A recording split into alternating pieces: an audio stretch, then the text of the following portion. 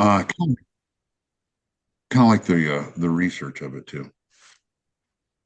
So Absolutely. Just to let you guys know, I'm going to start recording these from now on. So just switched over. I thought it was supposed to kick on automatically, but just, okay. if Oh, okay. you guys want to go back, I'll make sure Michael can upload them into the school group. Okay. Okay. So then, are you thinking just doing it part-time or jumping in full-time? Probably part-time. Okay. I don't have any intention of totally changing routes unless there's a reason to. So hmm you never know.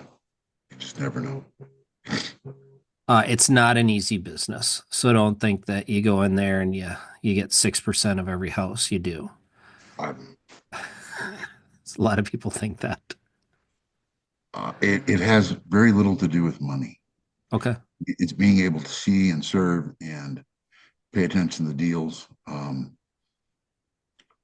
The I don't know. freedom of it is what appeals to me. Oh, for sure. Yeah. And that's part of it, but I'm 54, be 55 this year. It's something I can kind of work as I get older. hmm Um, I don't know. It's just the actually the wife was like, "Hey, you need to get your license." And I'm like, "I don't want my license. That's how I got my stupid mechanic license." And then next thing you know, I'm like, "I think I need to get my license." So, Illinois is pretty rigorous. Like I'm sure Minnesota and Illinois are pretty similar in a lot of ways. So probably a lot of regulation. I think it's what do you got? 30 hours there to get your license? I Or are haven't you even started the research. okay? It doesn't, quite honestly, whatever the X is, it is, and just outwork the program and figure it out. hmm So it Yeah. it is what So it it's is. like it's classroom, so many hours. Florida's ridiculous. I think it's like 60 hours or something crazy. We're 30 hours here, and then you take a license test. And then if you pass the test, then a broker can hold your license. You can't Okay, do real estate on your own without a broker holding it. right, and that And was then my next question. yeah, then you do a split with your broker, whatever split, that broker offers. Pretty common. The old standard model was kind of a 50-50 split when you first get started. Then once you hit a certain production, you're up over 30, 35,000. Then you might get like a 80, 90% cut at that point. Okay, how do you pick a broker, and what makes a broker pick you? So the broker's going to hold all your liability. So, um, the broker collects fees on new agents. So the broker makes money off of new agents. Um, you pick a broker that's going to train you, get your training in, and then you can switch to a broker that might be more lucrative for you down the road. That's the method I would take. So I would probably recommend going into like a full service company. Hunter, you're with Keller Williams, right? I'm not. I'm with EXP. EXP. Okay. So in my mind, EXP and Keller Williams are very similar models, so I confuse them. But Keller Williams has great training. I'm with Edina Realty, which is home services. Edina Realty started Home Services of America. So that's where that big brokerage spun out of the company I'm with. Okay, Um, and they have all the training in house to train you, and they've got all the lawyers to back you for any stuff you get in yourself into. Once you get out of that brokerage model, you can get into EXP. They're a little more independent, I think. I had a friend that was a broker. Well, you know him, Hunter, John Murphy. Yeah, yeah, yeah. Yeah, yeah. So yeah, he was a broker. He and I did a lot of work together, but he was a broker for EXP, and that was a good business model. And then there's smaller companies that'll run you like you can take 100% of the cut, right, and just pay a transaction fee. okay, But you don't get a lot of service with that. okay. Yeah. So my opinion, when you first get started, get with a company that's going to give you all the training and services till you understand what you're doing. Do that for a couple of years and then go out on your big adventure. At that point, after 3 years here, you can take your broker's test and then you can be your own broker. Right, which could be dangerous. Yeah, yeah. I mean, you hold the liability, you've got all the business expenses. I've got a broker's license, but I still choose to hold my license with another broker. Okay. And it's more the marketing they have, right? They've got um, the corporate marketing. They've got a name, they've got a reputation. So you're not trying to sell as much yourself as you are the company. So it makes it a little easier when you're doing transactions, listings. Okay. Okay. But if you use it to build your rental business, you may not need that as much. Yeah, I'm still trying to. I just now started to figure out how to run numbers, like what deals should look like and what the ratios and what everything actually means. Um, this, besides just kind of I'm trying to get more in the scientific way of running things. And yeah, What's your method you're using right now as you search your buy box? um, I don't really. I think I have more of a return than a buy box. Well, like if I'm chasing a duplex, I don't want an up down. I want a side to side or a front back. Okay. Um, the the high end of where we are is um, more than I really want to put into rentals because I don't. The low end is so easy to get financed. It's kind of where I'm at, and I would rather be farther out. So I'm kind of looking in, um, not in the city of Peoria, but outside the city of Peoria. I got Um, the map out. Where are you, like Kickapoo area, so Edwards? no, I'm on the other side from Metamora, Lakin, Sparland, Henry, up the river. You're upriver, Yeah, Mossville. that's on the west side of the river. If you keep going up, you'll catch Sparland, and I am pretty much looking at a half an hour, 15 minutes to a half an hour outside of Peoria. Yeah, I don't know that area that well. Um, Wildwood, is that too far out? Wildwood is a gated community, and I've got 10 acres, about 10 miles from it, 8 miles from it. Okay, but that's generally the area. I'm looking on Yeah, Zillow right now. It doesn't look yeah, like anything's on the market there. right. Not right now. Almost everything's come off. So Well, what's this? I don't know how you pronounce it. Toluca? Toluca, yeah. Okay, so here's a two bedroom, two bath for 153,000. What does something like that rent for? Uh, I'm going to guess $1,000. You can go to 818 Elm in Kewanee.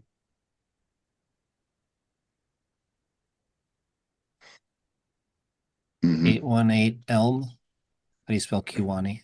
Kewanne. Kiwani. Okay. Oh my gosh, that's free. He paid 12,000 for it. It's one of five. This is a buddy from the airport. I'm a pilot too. Buddy from the airport, his brother-in-law. That's a rental. Mhm. That has been in Section 8 for 20 years. The last rent increase was 15 years ago at $575. The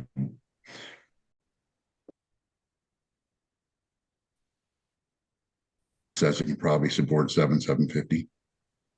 Um, I shot him a bid at a 42.5, 12.5 down, to carry 30,000 for 15 years at 5%. Why do you want seller financing on this one? I don't necessarily want, because the bank wants to do a commercial. I Mhm. don't want to spend 40 grand of my own. And to be quite honest, I want him involved in the deal for a while. Okay.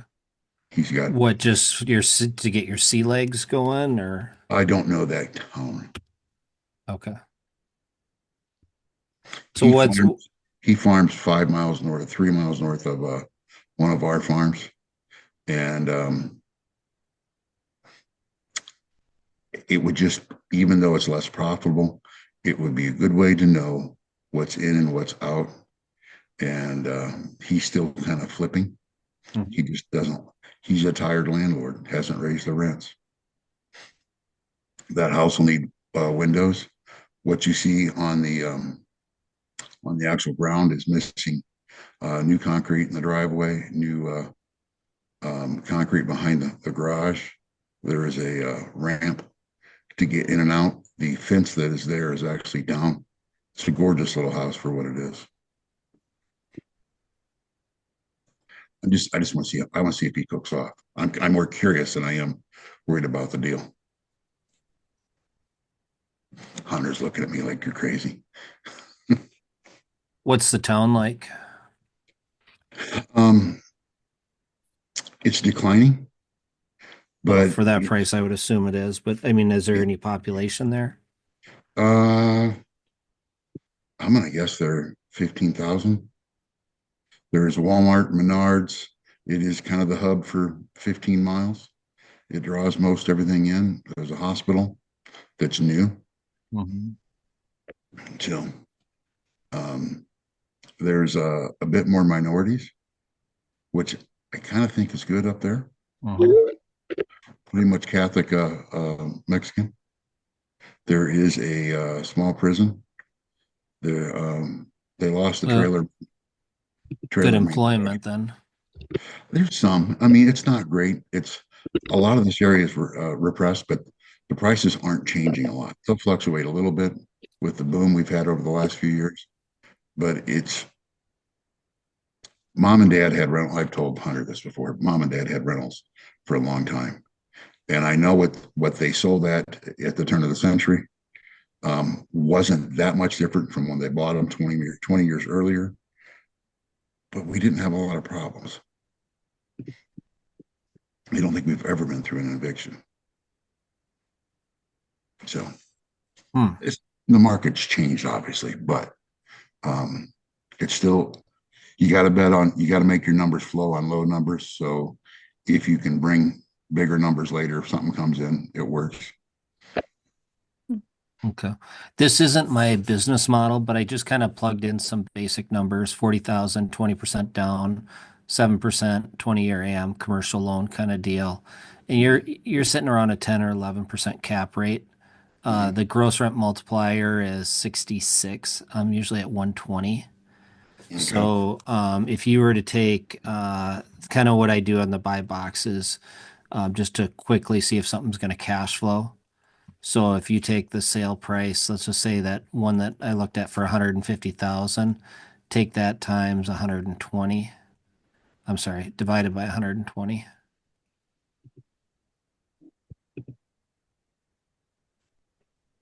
It's 1250. So I know that I'm going to need about 12 or 1300 a month to cash flow 150,000. That's another version of the 1% rule. Right. And that's the 1% rule is a bastardization of the gross rent multiplier. But you can't find anything for 1%, but you found one for even better than that. So, the only risk I see on this market, like I love the numbers, but at 40,000, I mean, you can't buy a pickup truck for that. Right. So getting financing to get back out of it is going to be difficult. No, you get a commercial loan. There'll be a commercial bank Right. in town. They'll lend Right. this all day long. 20-year AM, right? Right. Or you do a HELOC on your own property or whatever, second I mean, mortgage. I got 200 grand in the bank. It's not like I need the Yeah. money. Yeah. I just So, I didn't want to tie it up for this. mhm. It's What kind I it's don't like about these kind of markets, and we've got some of these in Minnesota, is 40,000. Let's say you got to do a renovation. Your renovation's going to run you more than the property itself. You're going to be upside down pretty fast. right. And you're probably not going to see any appreciation. Nope. It And might that's, not, yeah, might and lose money. that's kind of half the return. Like cash Yeah. flow is beautiful. I love cash flow, But the reality is, if you're cash flowing $400 a month, you have one eviction, you have you got a roof to do, whatever, that money's gone. Right. So the real return is going to be you're tied to inflation. Yeah. Let me run Um, another one past you. okay. I got to pull it up because I can't remember the address. We did have Joanna join a couple minutes ago. Didn't want to interrupt flow conversation, but Oh, Joanna, you're fine. to have you on. Introduce yourself. Tell us what market or part of the country you're in. Hi guys. Sorry if I like crashed your party. No question. So I'm out in New Jersey. I buy properties either here, South Carolina, Florida. I've done some flips in Pennsylvania. Um, and I guess, you know what? I never get to hop on to any of these because I'm usually doing something. So I thought, oh my gosh, I think I can actually hop on to one of these for the first time ever. And, so here I am. I was listening. Awesome. I'm happy to have you be a part of the discussion conversations. We did move the time from 11 a.m. Normally on Tuesdays to 4 p.m. Eastern. So I'm hoping that going forward we can get more of a crowd of people in here. So thanks for helping. Yeah, no, 4 definitely works better.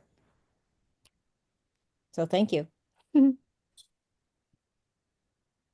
So what do you guys Cool. typically, I guess, what's usually on the agenda? A lot of times it's just Hunter and I. Well, it has been a bit of a smaller crowd the last maybe month or two. But really, I mean, we're kind of here to talk about, whatever topics people want to discuss specifically. I've brought Craig on to help be a co-host with me. So thank you, Craig, for stepping up in that way. We do, or at least will be going forward, have maybe at least one, meeting topic per session, but if people have questions and they want to talk about getting their license or how do you comp a property or something like that, we're happy to dive into that instead of the topics. Got it. Okay. I was trying to get Skool pulled up, Craig, to kind of remember what you and I generally talked about as far as topics for today. Oh, we had a few of them. So one of the ideas was targeting the buy box, and Charles kind of led me into it already with this, what's your formula? And I brought up the gross rent multiplier because everyone's just focused on the 1% rule, which doesn't work. And then Charles goes the other direction and doubles what the, Sorry. 1% rule is. There's a lot of my stuff that will double the 1%, but there is no appreciation. Yep. The only way I think I could get appreciation out of it is to set up, stabilize, and then resell to an investor. Mhm. And maybe carry that note myself. That's not a bad plan either. Yeah. 207 Briar Brook Drive. BriarBrook.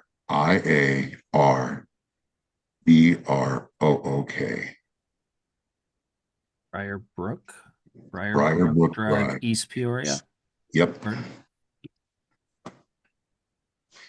This is a duplex. It's currently they're asking 177. The Zestimate is 132, so I'm guessing they're not sharing to IDX, your MLS there, or is it off market? It bounces on and off. It's with Jim Maloof. Okay. Looks in good shape. I got 5 photos to go off of. Mm-hmm. I like that year built. That's going to be an easier property to keep up. Walkout basement on the backside. That tree's smaller than it has when it's been trimmed on the front. Okay, so Zillow rent estimates 1115. Would that be both units, or are they just pretending it's a single family house? I think they're pretending it's a single family right now. I think that's 1115 up and down, or 1100 up and down. That is a split level. Yep. From what my sister-in-law, who used to be a realtor, recalls, is the garage is divided off. So you've got two, like a single, or half of it is a personal stall, the other half's another personal stall. Walk in, one of them goes upstairs, one of them goes downstairs. So, and I would rather, in my gut, I know that this is a decent area. I could probably beat them up on price just a little bit, and I think it would grow. Also, think it would probably cash flow or come close. Okay, so I'm looking at 900 for rents for 2 bedroom there, 750. So somewhere between 750 and 900 is probably your rent per side, right? So you're probably call it 1500. Does that Okay. sound about right? I don't know. I think it's close. There's a bunch of apartments like right across the interstate, so within a quarter mile.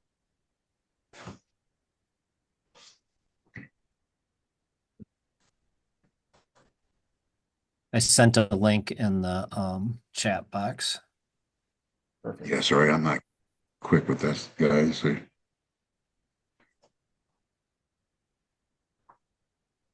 Thanks, Craig. So my opinion is you get back to the tenets of real estate. It's location, location, location, right? You're going to get in there where you have population to rent, a somewhat of a growing community to at least tie with inflation. The numbers don't look as attractive, but long term you're going to be better off. Yeah, yeah, that's what I was thinking too. One of these mixed in with the low hanging fruit, the cash flows. Because some of the stuff I'm just going to keep. Sometimes those attractive numbers come with a massive headache. Oh, for sure, for sure. Yeah, that's what.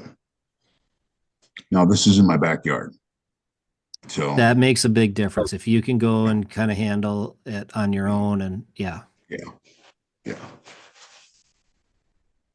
So that was kind of my gut instinct. What I think that 1100 is probably close. There's one down the street that hasn't rented. And it's 3 blocks away down at the bottom of the cul-de-sac. They were at 2,800. They've had to drop it to 2,400 for the house. And it's pretty much the same house. okay. Same builder built a subdivision type of thing. Oh, so you think 1100 per side is pretty close? Yes. Oh, okay. Yes. Somewhere in there.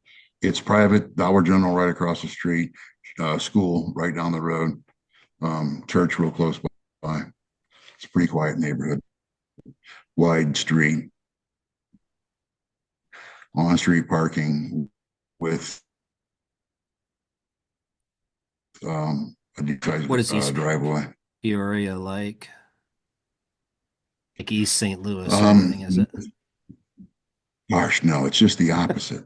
Okay. It's just the opposite. So,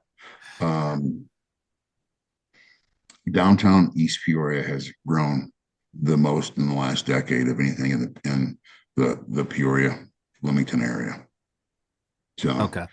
Caterpillar, Komatsu, State Farms in Bloomington. I mean, and that's 40 minutes away. There's some pretty good size. And there's a federal prison 15 minutes south. So it's not bad.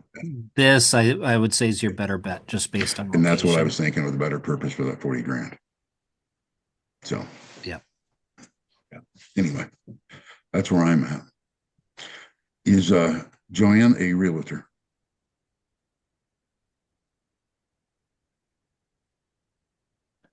Joanna? Sorry. Sorry, guys, I was on a phone call. Oh, sorry. Oh, that's fine. What? Charles was asking if you're a realtor. Yes. Okay. Where are you In New licensed Jersey. out of? Okay. Yep. You were talking about Peoria. I'm assuming that's Illinois? Yes, ma'am. Got it. Okay. Yeah, I don't know much about that area at all. It's in my, So what's your go opinion? ahead. I'm sorry, go ahead. I was going to ask you to chime in on Charles's situation. Go into a smaller town, $40,000 for a single family rental, or get into a nicer area, little higher end, um, and get a little more substantial duplex. Hmm. Hold that thought for 1 second.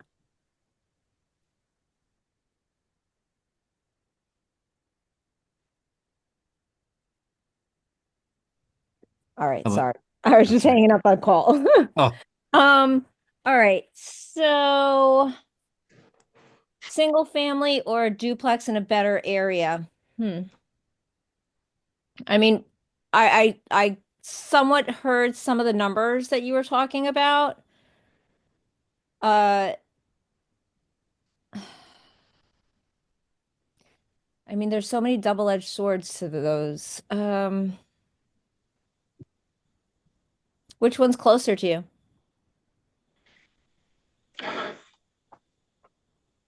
They're just about identical, They 25 are. miles a piece, 25, 30 miles a piece. Okay. So it's the much better area is East Peoria. So, and And what's the cash flow difference? uh, they're probably just about identical. Then why wouldn't you go for the better area? Yeah, that's kind of my point.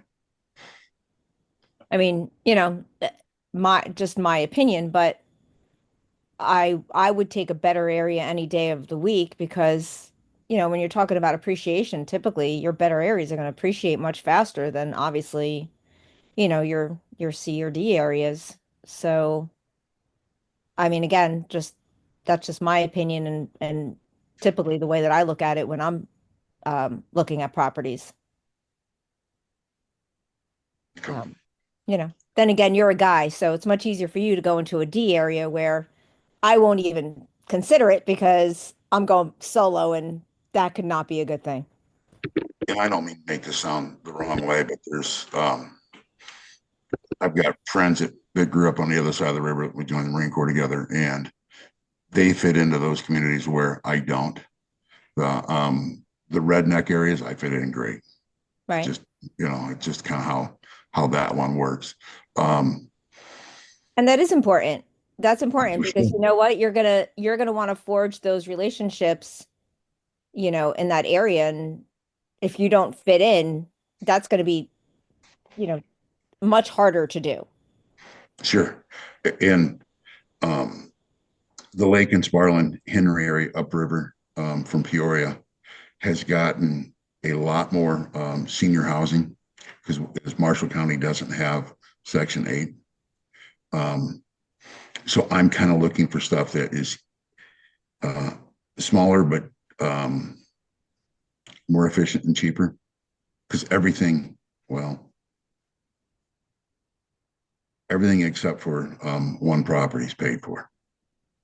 And the other property, the local realtor, I thought it was worth maybe two and a quarter. And she was like, Charles, this is worth 300 all day. And I owe 80.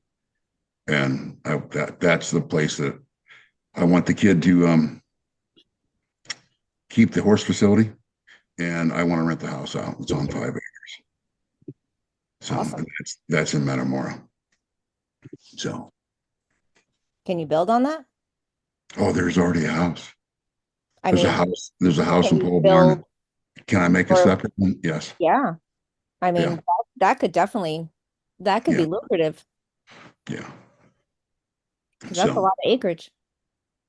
um, yeah, and that's a 1447 Hickory Point Road, Metamora. Hmm.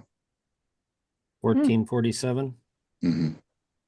Yeah, I mean, I don't know what the zoning is like. I have to say, when I went out to when I went out to the Vegas event and I got to talk to some of the people that live in like Oklahoma and the middle of the Midwest, they have some really amazing opportunities because they don't have all the zoning laws that we have out here in Jersey. So if you don't have that out there, you could seriously, turn that into a heck of a lot more. There's zoning laws, and I got a buddy that used to be a builder here. So and an old airport manager, I would run whatever through him before I presented it to zoning to make sure that, because he was on the board, Mhm. making sure that I was going to pass. So Yeah. I mean, a property of that acreage, are you able, I don't know again how that zoning works out there, but are you able to add like mobile homes and whatnot or mobile homes are difficult. okay. The existing building could probably have what my kid would be most interested would be a live-in office for, and with a septic system, I would rather, with a separate septic, I would rather have RV parking for horse shows because there's an indoor arena there. Mm. Yeah. So Yeah. I mean, you certainly have options. yeah, no, it's a good buy. So there's a Girl Scout camp like immediately across the road of several hundred acres. So, Fantastic. Wow. Yeah, that's great. so anyway, Hmm. one of the best videos I found this past week was Coach Carson's um, deal or no deal, running through these numbers. That gross rent multiplier, which you did that awfully fast too, Craig. I was pretty impressed with that. The one, Coach Carson uses that formula. yeah, Okay. yeah, he's got one video that covers GRM, the 1% cap rate, and income after financing. To yeah, so it was neat to be able to see where things were at. Yeah. The link I sent you will run the numbers and it'll give you the gross monthly rent multiplier so you can divide it out instead of just using the 1% rule. So in my area, it's right around 120. So if I know the rent's 2,000 a month, I'll just take 2,000 times 120. Okay. And then I know I can pay about 240 for it. Okay. That's a quick way to do that. It gets me in the ballpark. So just to know if I should spend any time running the numbers. Right. That's about how I do it as well. Okay. Are you using 120 or? 120. Yeah. Yep. Yeah, someone bastardized the old gross rent multiplier and started calling it the 1% rule. And then when the market changed, no one knew how to function after that. Mhm. Yeah, kind of interesting to see people buy some, potentially negative cash flow deals based on a 1% rule. Like, somebody's got to learn somehow. Yeah. Um, so then Joanna and Hunter, the Rocket Mortgage, this was the other topic we were going to talk about. Rocket Mortgage bought Redfin and then bought Mr. Cooper. What do you think of that whole deal? I mean, I can't say that I've really read into it much other than, people just saying that at this point looks like they'll have, the whole kind of like the whole circle. But Yeah, but a lot of brokerages have that already. Like they have title, they have insurance, they have mortgage, right? They got the whole stack as well. This is different because of the Redfin model. yeah, it'll be interesting. I mean, I'm not exactly sure what their end goal is. So Lennar, do you have Lennar out in New Jersey? Are they building out by you, or is that all already built out? I've heard of Lennar. Okay.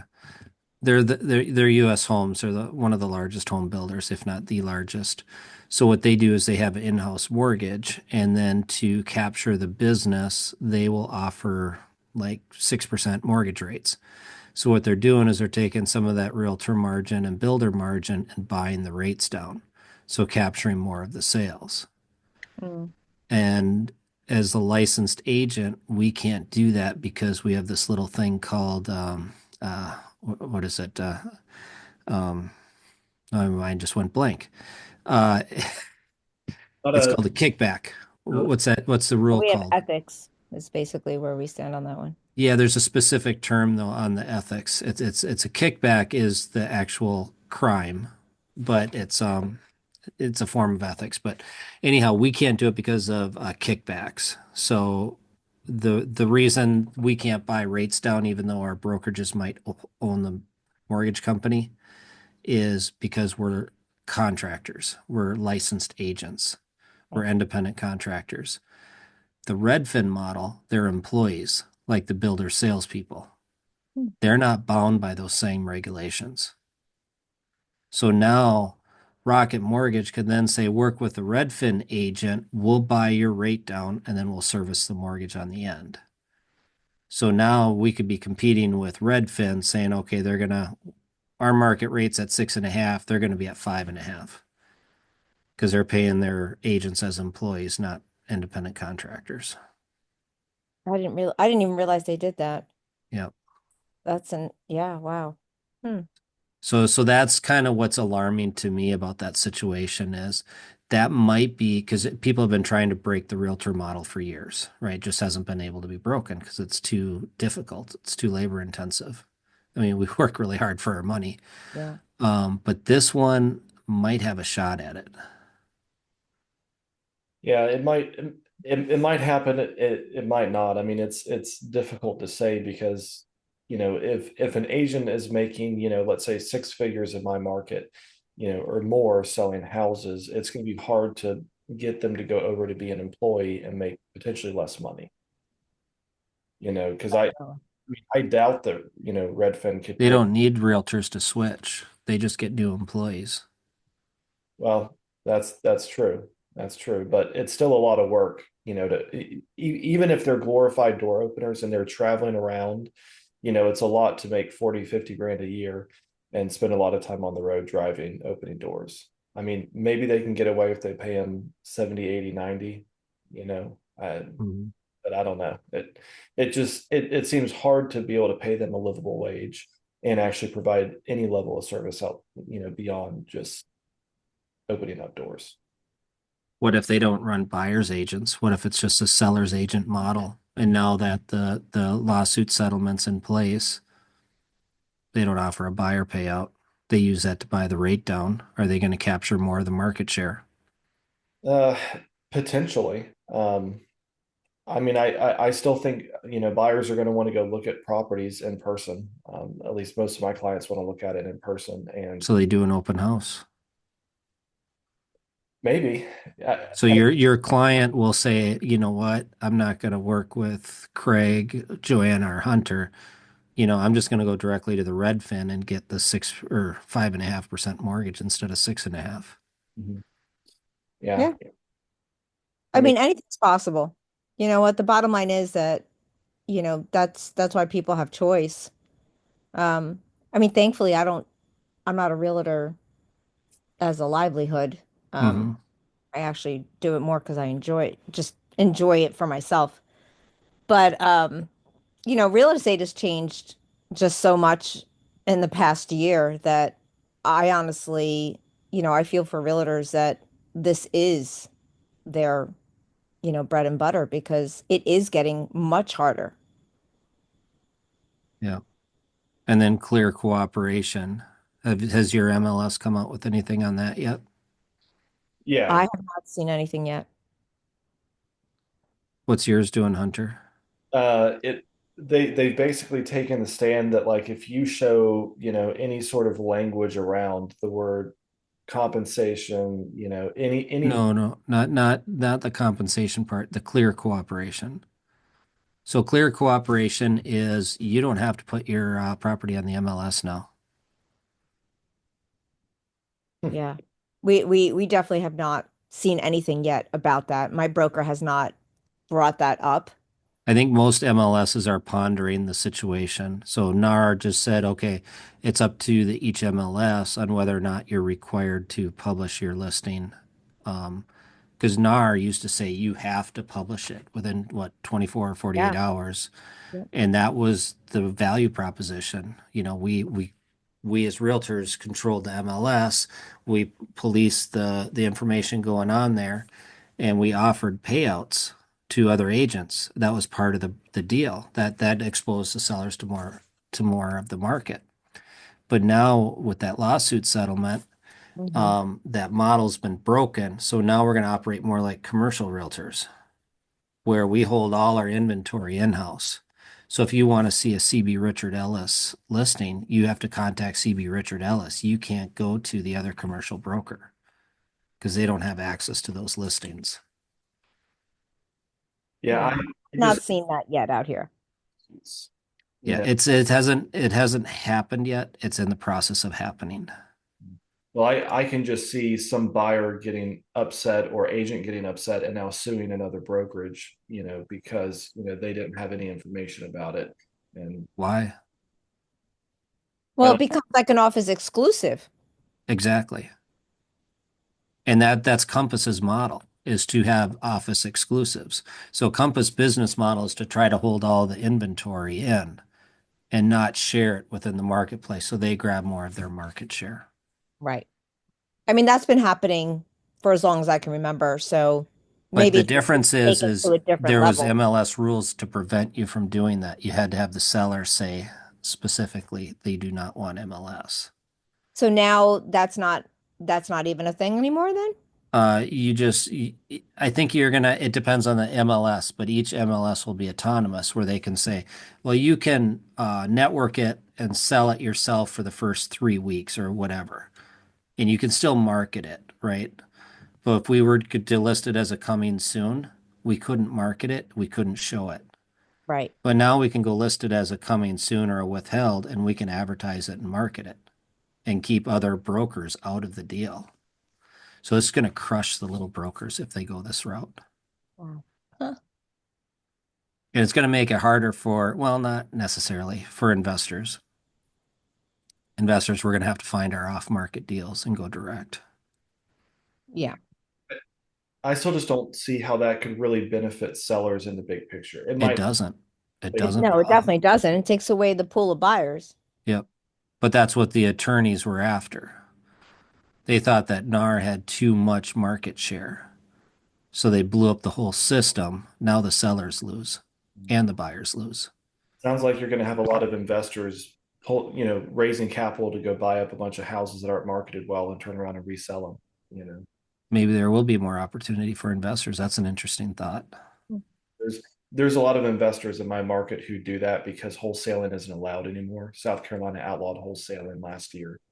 So you can get in a lot of trouble for that. So they're basically buying something like cash or hard money, and then they're turning around, putting some lipstick on it or nothing and reselling it 90 days later. So they have to hold on to it for 90 days, make some sort of improvement theoretically. Sure, yeah. But basically they have to actually be on title for a certain period of time, which the attorneys in our area have said 90 days is kind of the rule of thumb. So Okay. it's Is that all I- South Carolina? Yeah, there's a lot of states going to that right now because it was kind of the Wild West with the wholesalers. Right. Yeah, no, I bought some in South Carolina wholesale, so that's why I'm wondering like if that's throughout South Carolina or just pockets. Yeah, no, it's the whole state. So they passed that, I think, summer, August of last year. So if you're buying anything as of recent, you got to be careful. Like, I know how to be able to purchase something through a wholesaler, but you have to know the right attorney. You have to have the right paperwork. It's not the way it used to be. And if you see a bunch of people on Facebook group advertising, properties for sale, odds are they're violating the new license law for South Carolina that prohibits wholesalers and requires you to have a license to be able to market property. So technically all these people, could be getting fines or, Wow. misdemeanors technically, but how many people are turning them in? I don't know. Right.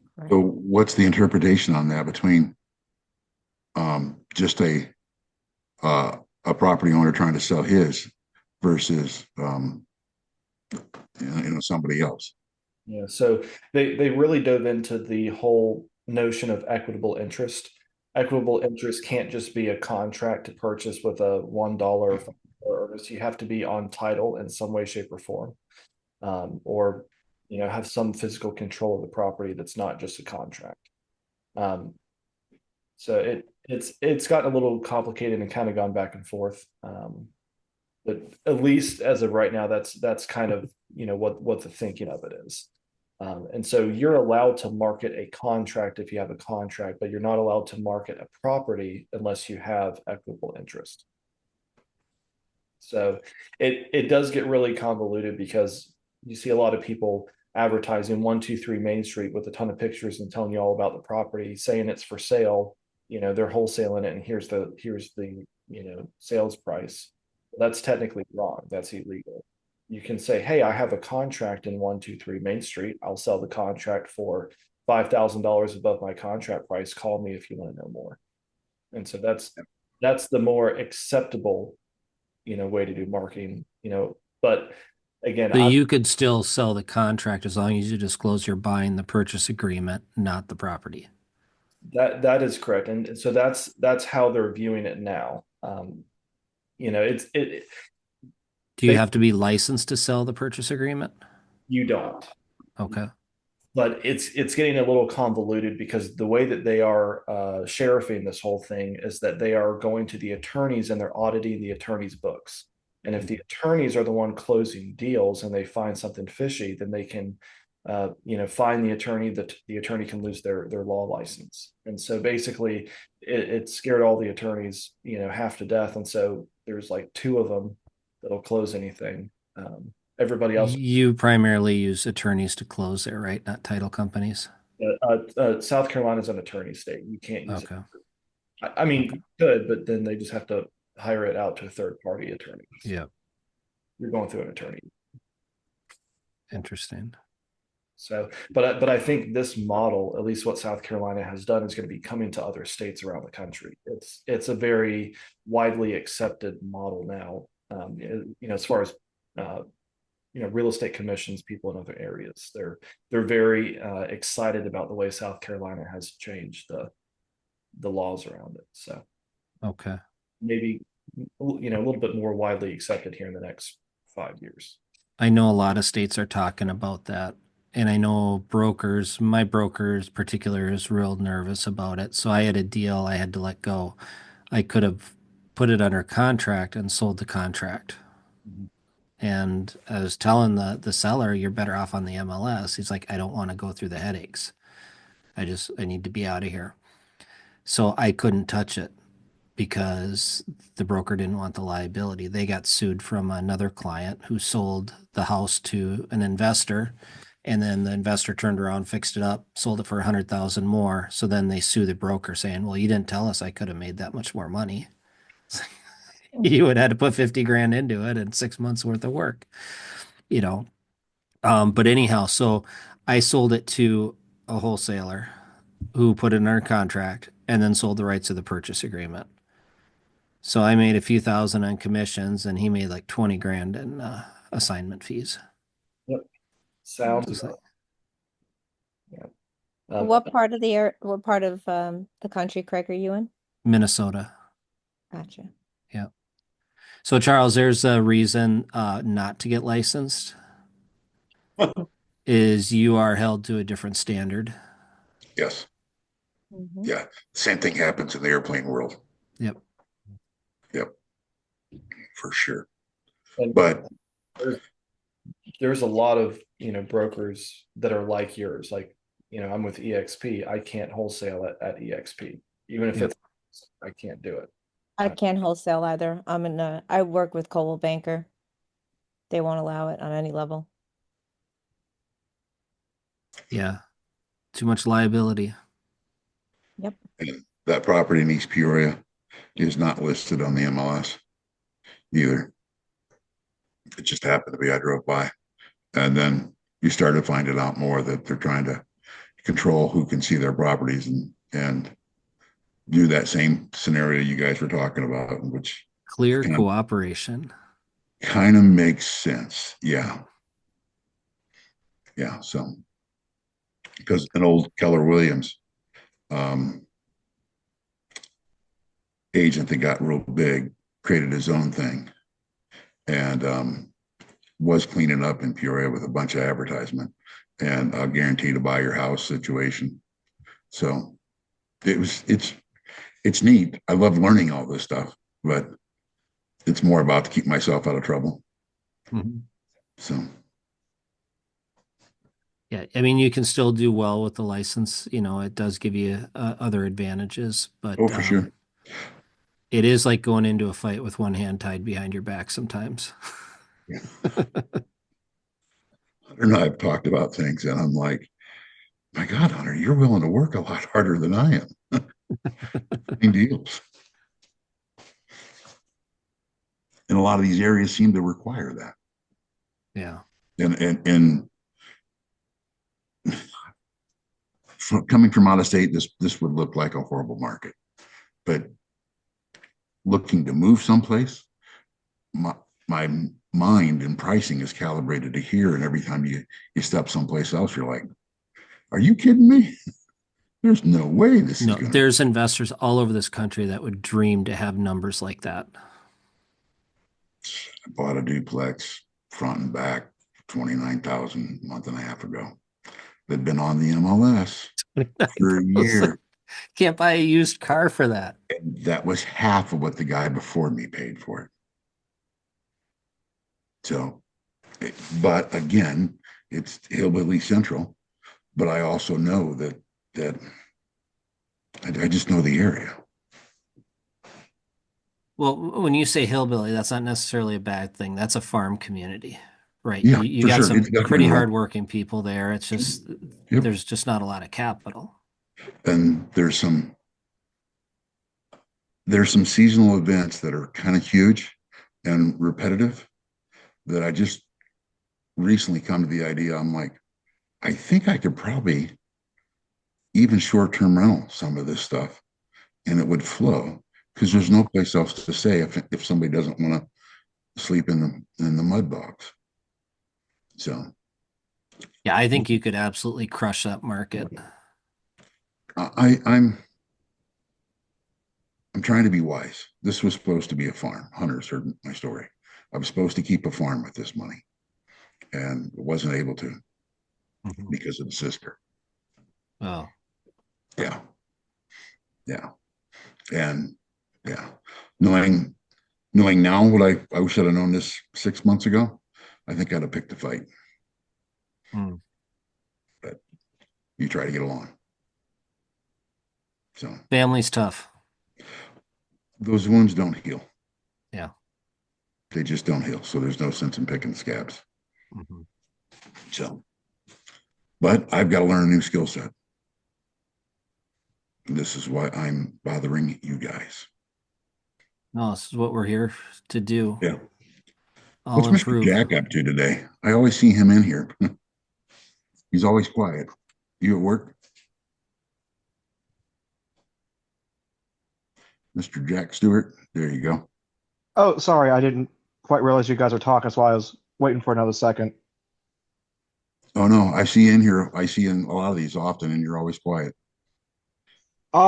Yeah, I'm just tossing around the idea of getting my real estate license. Not quite sure exactly what I'm doing yet 100%, but I know like where I'm at is kind of I kind of have to make a major switch career-wise because I'm thinking in like the next 2 years or so, I'm going to be let go out of my company. I think they're going to hold on to me at least for another year, but 2 years, they're going to force me out. They're already trying to get me to quit. Jack, what kind of line of work are you in now? I do production work. I run big robotic machines and stuff. The only thing that's comparable to anything is like a tool and die machine, but it has a bunch of robotics that load pieces and parts and stuff into the packages and stuff. But to go anywhere else, I would take such a massive pay cut because I'm just capped out at where I'm at. I'm almost better off to start off with a whole new career change and everything. fresh How's your breath. rental business? You got that duplex back up and rented, right? I'm just about to finish that one. You're talking about the what I've been calling the eviction unit series. Yeah. Yep. Yeah, that one's just about done. The handyman, he was supposed to finish it on Saturday, but my I thought my truck was about to blow a rear end out of it, so I had to call and reschedule, be like, I can't get the stuff there. So he should be able to finish up this week. He just needs like 3 hours on one job site. He's trying to coordinate with the weather so he can Mhm. bang out another job that's less than 2 blocks away from me, just pouring a quick little slab of concrete. How much does that cover your needs, those rentals? If I got the How fourplex up and going too, because I have a fourplex that needs some work. If I After I got that done and got everything with the eviction unit series done, I'd probably be about halfway there. Okay. Yeah, I was talking with I'm not sure if he's in school or not, but I met him out in Vegas at the ORAAT event. Kobe, he was telling me about EXP and how they have, I forget what the name of the program is called, where was it like a referral agency style, where like their pyramid thing. Here, I happen to have my notes with me from that Hunter, do you conversation. know? Revenue sharing. Yeah, yeah, rev share. It's kind of a pyramid scheme. I mean, every brokerage to a degree is kind of a pyramid scheme. Yeah, I mean, you essentially just make commission, whenever somebody that you recruit to the company sells deals, and there are people like Kobe and other people that like that's all they do is just recruit other agents. They don't care about selling real estate, and they make hundreds of thousands a year off of recruiting people. So I used to do that at KW a lot, and done that a little bit with EXP, but yeah, it's tough. I have to deal with a lot of people and emotions in real estate, so it's always fun. Yeah, I was thinking about trying to get that up and going a little bit, maybe, and to try and close the gap a little more. I'm not trying to get as big as like Kobe and them, but just something to get, extra income coming in. Plus, I was looking at trying to do the fire up the landscaping business and the handyman service too, to help also try to close the gap on everything. I don't know. I just kind of feel like I'm behind the eight ball. If you go the realtor route, it's the startup doesn't happen overnight, so your income's gonna plummet for a while. Um, so you're gonna need something to kind of ease that ramp. So one way you could do it is you got about 2 years to do the transition, right? You're thinking you'll be Mhm. pushed out in 2 years. So take advantage of the income now. Maybe pick up a couple more rentals if you can. I don't know what the rentals are priced at in your market if you can swing that. So you get a little more income and then maybe start, get your license and start marketing to your sphere of influence. So people are getting used to that. You're also in the real estate business. So you can make that transition. So whether you go a realtor or a handyman, the handyman startup's going to be much faster because there's more of a need for it. Everybody's got a real estate license, so the competition's pretty stiff. Um, that's kind of what I've experienced. So it's we get about a 95% failure rate in real estate. Yeah, I kind So of figured that the landscaping maintenance would be quicker. Mhm. You definitely have much broader audience that you could market to. Jack, I know just mowing 15 years ago, it was $100 an hour. I was a swimming pool builder for 15 years, and it always irritated me on the mornings. It was too wet for me to actually work the pools. The southwest suburbs of Chicago would have just a slew of lawnmowers, and they would be mowing when I couldn't work. So, um, as I left one business, I thought, I'm going to try this. I'm going to put it in a gated community That way, if I want to leave it, I can leave the whole thing. Nobody's chasing me. And that experience, my first summer, I still averaged $100 an hour. Worked a lot, but it was $100 an hour. And that was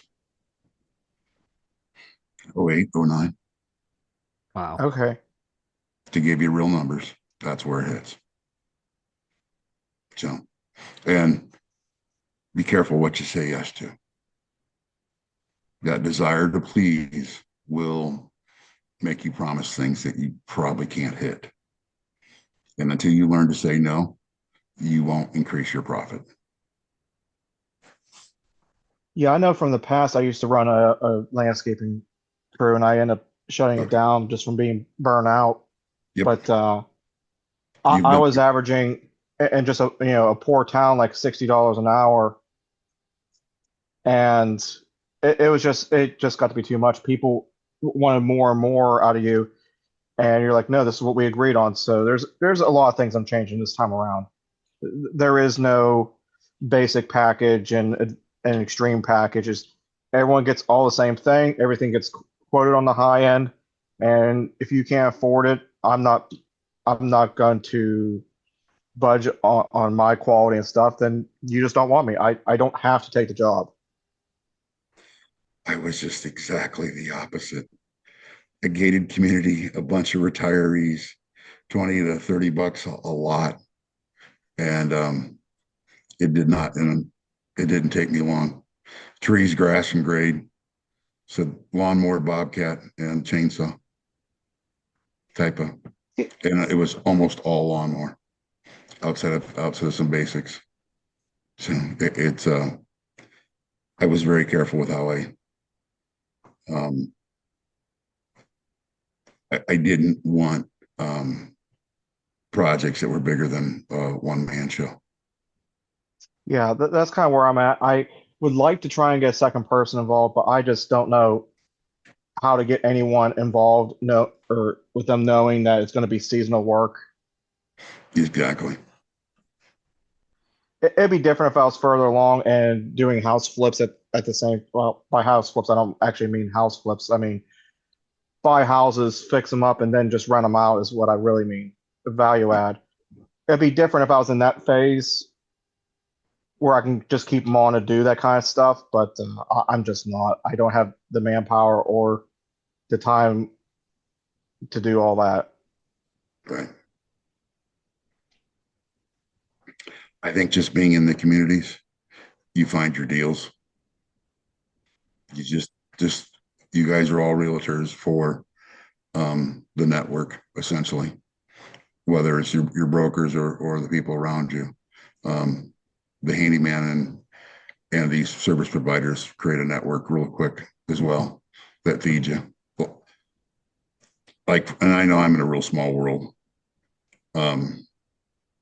Literally decided 2 weeks ago that I'm leaving the job. And on the drive home, made 2 phone calls and had offers. It's your network. And I'm not anything special. I try to